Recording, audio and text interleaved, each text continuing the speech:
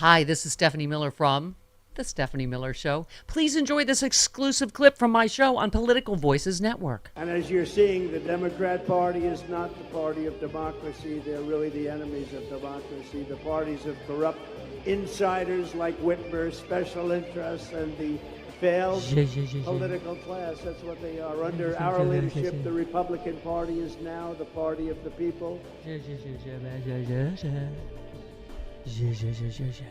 Okay. Shut the up. Shut all the way the up until you reach the top of Shut The very top. Mountain where there are no more ups to shut.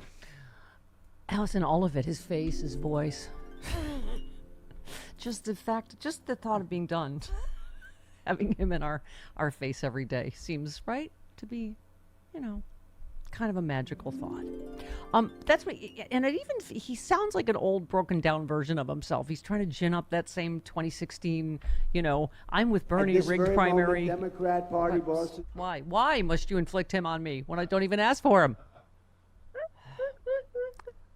Right, but you know what I mean. It does. It feels like a retread that's not going to work this time. Like we have coalesced in record fashion around Kamala Harris.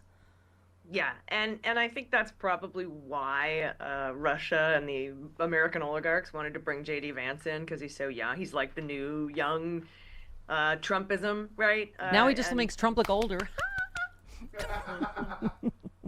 Yeah, and dumber, which is not hard Right. to do. Yeah. I mean, we were talking about, that obviously the reporting was that the president was showed data that looked like that his path was gone in November, that he's been looking at obviously internal campaign polling and all that. This poll everybody was talking about, I'm sure, they saw this too. Trump was leading President Biden already in several swing states, but after the assassination attempt, a new poll showed him gaining even more ground, which is ridiculous. But anyway, Trump holding a 3-point lead or more over the president in 7 key swing states, and most of those are an increase in polling first conducted in March. In Michigan, Nevada, and Wisconsin, Trump was leading by 3 points, in Georgia by 5, Pennsylvania by 6, North Carolina by 9, and Arizona by 10. When asked who they would vote for in a matchup between Trump and a younger Democrat, though, almost 54% say they would choose the younger Democrat.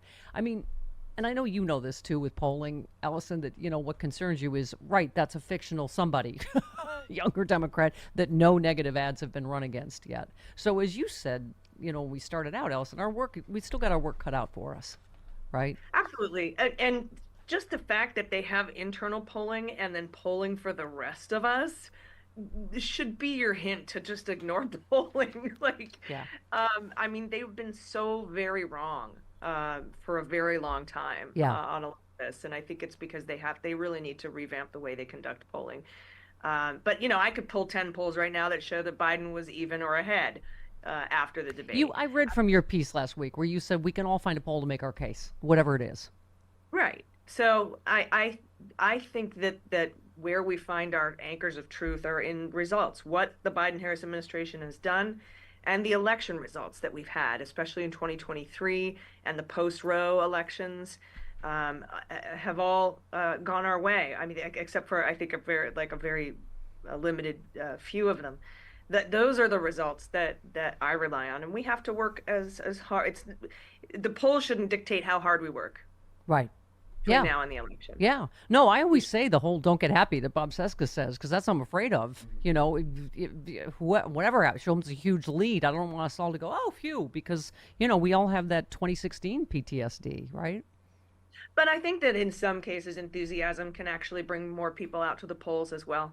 Yeah. So, 6 and 1/2 dozen of the other. But yeah, I think that those of us that understand that we have to do the same amount of work that we were going to do no matter what the polls say. Yeah. And by the way, God bless Jasmine Crockett, who I have to inject her into my veins at least once a week. But she's been out there on Project 2025. That's still what we're running against. Here she is. I think that it's really important that people understand that Project 2025 is actually already underway. As someone who served in the Texas House and had to endure the Heritage Foundation sending bills, because that's exactly what they've been doing, is they've been sending bills through our state houses and our state senates That is how we got to the point that we ended up with these abortion bans. They called it the heartbeat bill in the state of Texas. Yeah. Yeah. This is Trump again. He doesn't know anything about Project 2025. Right. Allison. Some Nobody doesn't like it. on the right, severe right, Somebody. came up with this Project 25, and I don't even know. 2025. I mean, some of them I know who they are, but they're very, very conservative, just like you have. They're sort of the opposite of the radical left, okay? You have the radical left and you have the radical right, and they come up with this, I don't know what the hell it is, it's Project 25. He's involved in Project, and then they read some of the things, and they are extreme. I mean, they're seriously extreme. Yeah. But I don't know anything about it. I don't want to know anything about it. But what they do is misinformation and disinformation. Oh my God. It's everybody from his administration, right? He said the author of it is the guy that spoke at the RNC that he said is going to be in charge of the mass deportations, right?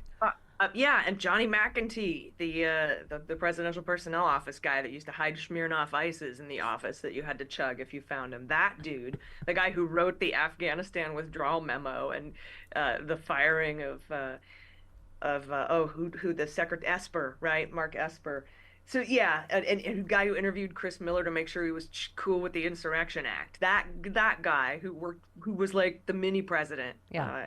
Yeah. He has no idea who that is. Just much like George Papadopoulos was the coffee boy. Right. So many coffee boys. That's a name I haven't heard so in a little while. time. So many coffee boys. Wow.